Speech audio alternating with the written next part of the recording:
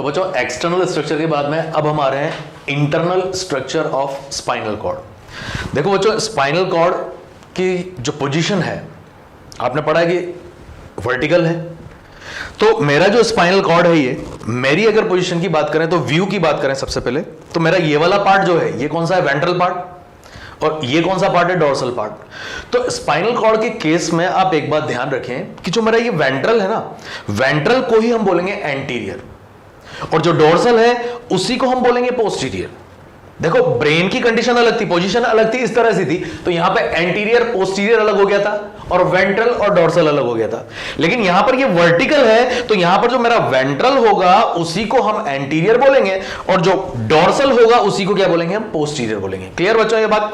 अभी तक आपने जो ये एक्सटर्नल स्ट्रक्चर पढ़ी, पोजीशन ये थी, अब हमको इंटरनल देखनी है, तो हमने क्या किया, इस स्पाइनल कॉर्ड को इस तरह से ये कट कर लिया।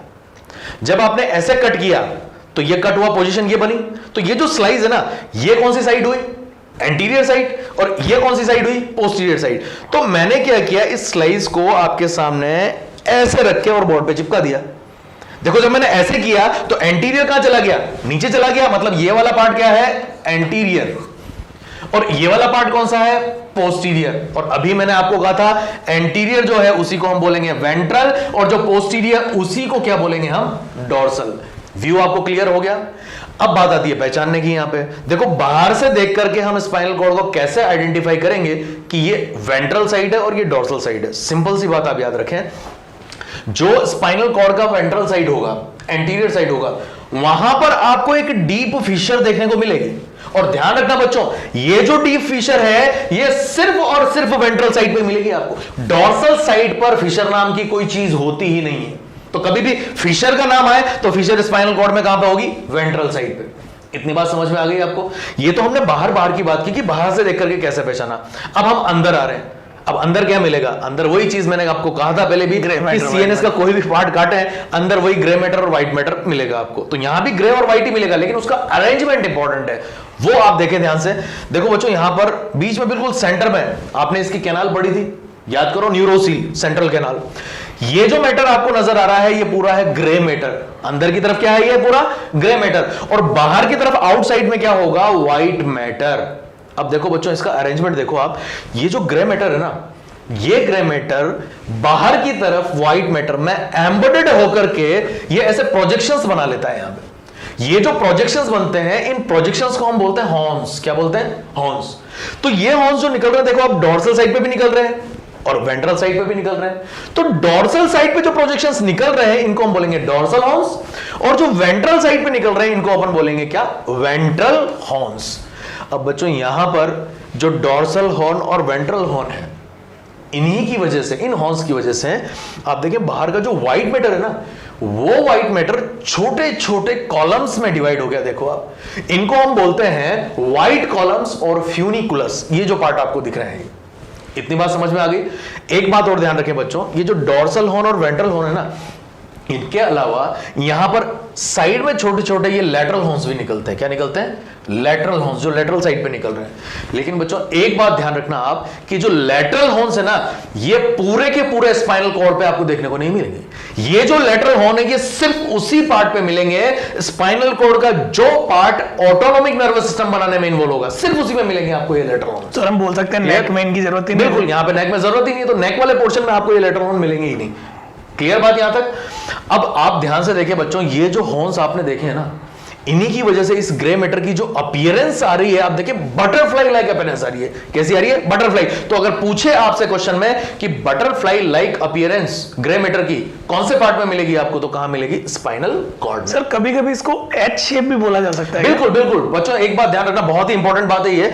हमने बटरफ्लाई लाइक तो बोल दिया इसको, लेकिन कभी कभी क्वेश्चन में देखो आप, एच की तरह भी दिख रहा है, एच शेप भी दिख रहा है, तो इसको बटरफ्लाई भी बोल सकते हैं अपन, और एच शेप भी बोल सकते हैं। अगर क्वेश्चन में लिखा हो एच शेप ग्रे मैटर कौन से पार्ट में मिलेगा, तब भी आपका आंसर क्या जाएगा, स्पाइनल कॉर्ड। इतनी बात क्लियर हो गई यहां पे?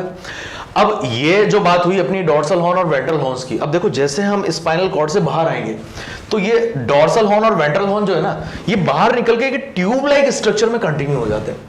ये जो ट्यूब लाइक स्ट्रक्चर होती है ना, इसको हम बोलते हैं रूट। क्या बोलेंगे बच्चों, रूट जो डॉर्सल साइड से निकल रही है इसको हम बोलेंगे डॉर्सल रूट, और जो वेंट्रल साइड से निकल रही है इसको हम बोलेंगे वेंट्रल रूट। इन दोनों रूट की नेचर बहुत इंपॉर्टेंट है, ध्यान रखना। जो डॉर्सल रूट है वो प्योरली सेंसरी होगी और जो वेंट्रल रूट है वो होती है प्योरली मोटर। ये अभी अपन आगे बात करेंगे। अब ये डॉर्सल रूट और वेंट्रल रूट है ना बच्चों, ये थोड़ा धीरे धीरे आगे की तरफ रन करेगी और आगे की तरफ रन करके जहां पर आपका इंटरवर्टिबल फोरामन आएगा, आईवीएफ आएगा, वहां पर आकर के दोनों की दोनों रूट आपस में मिल जाएगी। मतलब कहां पर मिली ये जो इंटरवर्टिबल फोरामन आया, इस इंटरवर्टिबल फोरामन पर आकर के ये मिली, और जब दोनों रूट मिलेगी तो जो नर्व बनेगी वो है स्पाइनल नर्व। इतनी बात आपको समझ में आ गई। ये हमने स्ट्रक्चर की बात यहां पर कंप्लीट। सर एक छोटा सा डाउट बच्चों को आ सकता है कि जो लेटरल हॉर्न होता है सर, उसकी कोई रूट नहीं होती है क्या सर? बिल्कुल बिल्कुल। तो बच्चों एक बात ध्यान रखना, हमने अभी बोला कि लेटरल हॉर्न जो है वो ऑटोनॉमिक नर्वस सिस्टम बनाएगा आगे जाकर के। तो लेटरल हॉर्न में सिर्फ यहां से मोटर फाइबर ही निकलेगा, सेंसरी का कोई मतलब नहीं है यहां पे। समझ में आ गई बात? तो मोटर फाइबर निकलेगा तो मोटर निकलेगा ही वेंट्रल रूट में से, इसलिए इसकी अलग से कोई रूट देने की कोई मतलब ही नहीं था। क्लियर? इसलिए लेटरल हॉर्न की कोई रूट नहीं होती, रूट किसकी मिलेगी? Dorsal and ventral. इतनी बात आपको समझ में आ गई। अब हम सबसे इंपॉर्टेंट बात, इसकी जो नर्व फाइबर्स की जो अरेंजमेंट है, जो कनेक्शंस है, वो कनेक्शंस की बात करते हैं। देखो बच्चों, आप लोगों ने क्या किया, स्ट्रक्चर पढ़ लिया। अब सबसे इंपॉर्टेंट बात समझो, ये स्पाइनल कॉर्ड है। अभी हम उसका कौन सा साइड पढ़ रहे हैं? लेफ्ट, ठीक है। राइट भी होता है, लेफ्ट पढ़ रहे हैं। तो मैंने क्या किया, अपनी जो लेफ्ट साइड की बॉडी है ना, उस बॉडी को दो पार्ट में डिवाइड किया। आगे वाली जो वॉल है ना, आगे वाली, उसको बोला वेंट्रल, और पीठ वाली वॉल को क्या बोला? डॉर्सल। तो इधर देखो बच्चों, यहाँ पे अगर हम बात करें तो पीठ वाली साइड है, ये हो गई डॉर्सल साइड, और इधर जो नीचे की तरफ दिख रही है कौन सी हो गई? वेंट्रल साइड, है ना। तो पीठ वाली साइड हो गई और ये वेंट्रल चेस्ट वाली साइड हो गई ना, ठीक है।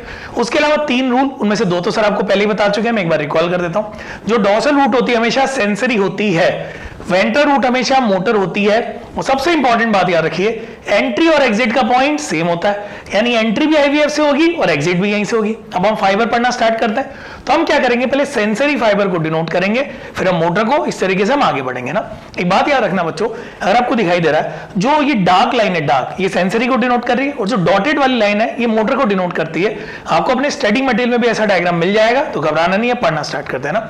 देखो मेरी पीठ वाला साइड है डॉर्सल, यहां से एक सेंसरी फाइबर अराइज हुआ। अब ये सुनते आपको पता लगना चाहिए कि उसको स्पाइनल कॉर्ड में जाना है, तो बताओ कौन सी रूट से जाएगा? डॉर्सल। तो फॉलो करो, देखो डार्क वाला दिख रहा है, सेंसरी फाइबर अराइज हुआ, डॉर्सल रूट से हुआ, इस पॉइंट को यहां पर, यहां तक पहुंचा, यहां पे लाके रोक दो इसको, है ना, ठीक है। तो ये कौन सा फाइबर आ चुका है? सेंसरी, याद रहेगा। अब देखो वेंट्रल साइड यानी चेस्ट वाली वॉल है, यहां से भी सेंसरी अराइज हुआ। पहले हम सिर्फ सेंसरी को अराइज कर रहे हैं ना, तो एक बात बताओ, सेंसरी अराइज कहीं से भी हो, नेचर सेंसरी है, तो अंदर जाने का रास्ता तो हमेशा क्या होगा? डॉर्सल, पक्की बात है। तो देखो इस वाले फाइबर को देखो, ये यहां से आया, यहां से आया, यहां से आया, यहां से आया, इसको हमने यहां लाके छोड़ दिया ना।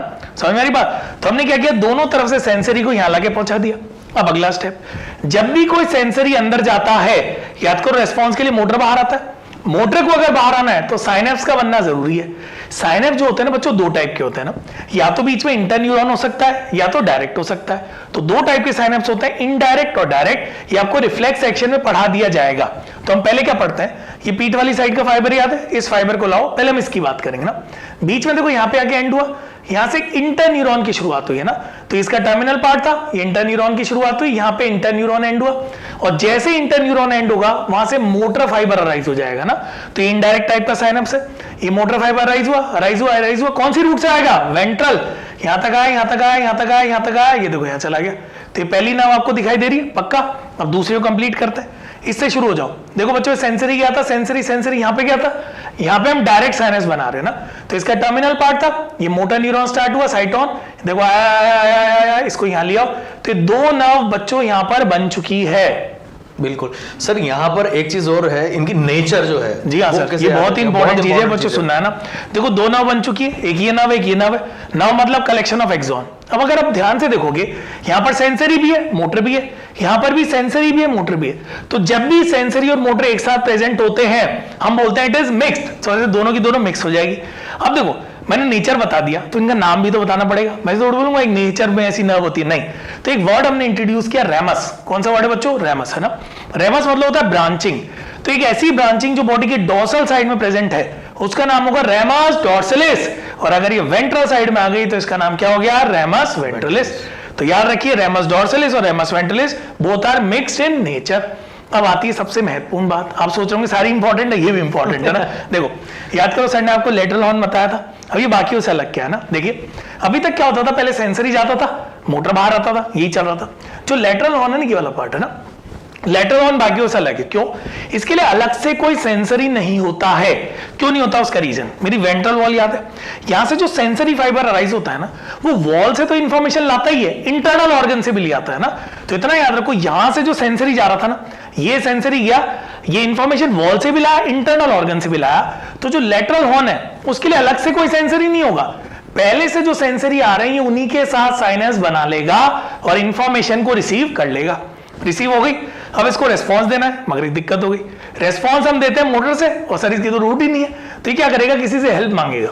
तो एक बात बताओ, जो मोटर है, मोटर उसकी मदद डोर्सल रूट करेगा या वेंट्रल? तो आंसर क्या है, वेंट्रल। तो देखते जाओ बच्चों, इसका फाइबर यहां से अराइज हुआ, अराइज हुआ, अराइज हुआ, अराइज हुआ, अराइज हुआ, इसको हम अलग ही लेके चले गए।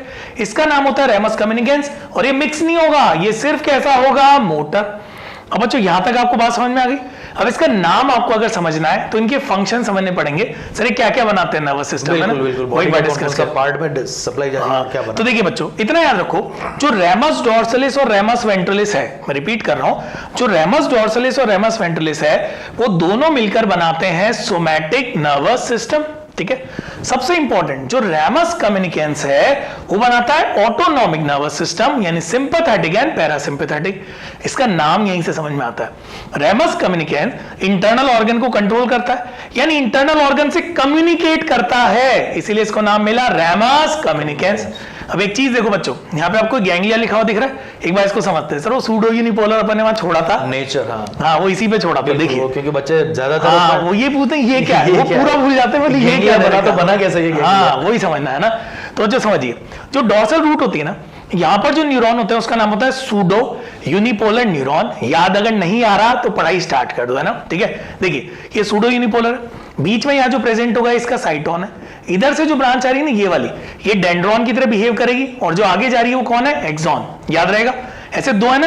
तो देखो हमने यहाँ पे दो न्यूरॉन बनाए, तो यहाँ पे कितने साइटोन हो गए, दो। रियलिटी में तो बहुत सारे होते होंगे, तो साइटोन का कलेक्शन। तो एक ऐसा साइटोन का कलेक्शन जो सीएनएस के बाहर यानी पीएनएस में हो रहा है, उसके लिए टर्म क्या यूज होगी, गैंग्लिया। और डोर्सल रूट में बना तो याद रखो डोर्सल रूट गैंग्लिया। अब बच्चों को डाउट आता है, सर ये वेंट्रल रूट में नहीं, कॉमन डाउट होते हैं सर बच्चों के ना। तो यार को यहाँ पे जो होते हैं मल्टीपोलर न्यूरॉन है, उनके तो साइटोन यहीं पर रह गए, तो यहाँ पर कोई गैंग्लिया नहीं होता। एक और डाउट आता है, सर चक कितना बड़ा होता है, इतना बड़ा होता है क्या? नहीं, जितनी बड़ी आपकी वर्टिब्री होती है ना बच्चों, उतना बड़ा स्ट्रक्चर है। सोचो वर्टिब्री एक के ऊपर एक रखी है, तो एक आईवीएफ एक आईवीएफ इधर, तो दो आईवीएफ के बीच में इतना साइट हुआ। और जितना बड़ा न्यूरल फोरामेन है, इतनी सी स्पाइनल कॉर्ड होती है, इतनी सी है ना। तो ये सोचना है हाथ बड़ा जितना स्ट्रक्चर होता है। लास्ट में सर आपने जो स्ट्रक्चर बताया था एंटीरियर से रिलेटेड, एक बार एक क्वेश्चन आ चुका है सर, वो डिस्कस करें। बिल्कुल एग्जैक्टली। तो बच्चों एक बात ध्यान रखना है, जो मैंने व्यू बताया था, ये व्यू सबसे इंपॉर्टेंट है। ये जो आपको क्वेश्चन आ चुका है, क्योंकि क्वेश्चन आ चुका है। एक क्वेश्चन पूछा था एक बार कि कोई एक्सीडेंटल केस है, अब उस एक्सीडेंटल केस में उस पेशेंट की वेंट्रल रूट जो एंटीरियर रूट जो है वो एंटीरियर हॉर्न्स डैमेज हो गए। अब अगर एंटीरियर हॉर्न डैमेज हो गए तो क्या होगा, ये उसने पूछ लिया उसके अंदर। अब एंटीरियर हॉर्न आपको पता होगा कि एंटीरियर साइड वेंट्रल को बोलते हैं, तभी तो आंसर दे पाओगे। ये पता ही नहीं है तो ये पता ही नहीं होता तो कहां से आंसर देंगे। तो ध्यान रखना बच्चों, जो वेंट्रल साइड होती है ना उसी को हमने एंटीरियर बोला था। अब आप देखो ये एंटीरियर हॉर्न जो है, अगर ये डैमेज हो गए तो आप खुद सोचो एंटीरियर हॉर्न की नेचर क्या है, कौन से न्यूरॉन पास आउट हो रहे हैं इसमें से, सारे के सारे मोटर न्यूरॉन जा रहे हैं। देखो आप यहाँ पे, अब अगर मोटर न्यूरॉन को फोड़ दिया यहाँ पे, यही डैमेज हो गए, कट गए यहाँ पे, तो मोटर रेस्पॉन्स जाएगा क्या बॉडी में? और मोटर रेस्पॉन्स अगर बॉडी में नहीं जाएगा तो सीधे पैरालिसिस आ जाएगा। तो आंसर क्या जाएगा उसका, पैरालिसिस। सर एक और इंपॉर्टेंट क्वेश्चन यह बन जाता है, देखो हमने जो बात की नेचर की बात की बच्चों है ना, अब अगर हम सीधे स्पाइनल नर्व के नेचर की बात करें, सर ये तो बच्चों को समझ में आती है, बिल्कुल, यहाँ बच्चों को डाउट आता है इसके ऊपर, है ना। बिल्कुल। तो एक स्टेटमेंट है, ये हम आगे भी डिस्कस करेंगे। स्टेटमेंट याद रखो, all spinal nerves are mixed in nature. बच्चों लोग ये कैसे पॉसिबल है ना, क्योंकि क्या करते हैं, इससे कंफ्यूज करते हैं। तो बच्चों स्पाइनल नर्व की ब्रांच है ये, स्पाइनल नर्व वर्ड जो यूज होता है वो इस पॉइंट पे यूज होता है। तो आईवीएफ है, इस आईवीएफ पे आपको जितने भी फाइबर्स दिख रहे हैं ना उसके कलेक्शन को हम बोलते हैं। और याद रखो यहाँ पे अगर आप चेक करोगे ना तो यहाँ पे हमेशा सेंसरी भी होगा, मोटर भी होगा, इसीलिए स्पाइनल नर्व जितनी भी है हमेशा मिक्स होती है और दोनों तरफ से राइज होती है, इसीलिए हमेशा पेयर में प्रेजेंट होती है। तो स्टेटमेंट दिमाग में फिट कर लो, all spinal nerves are mixed in nature.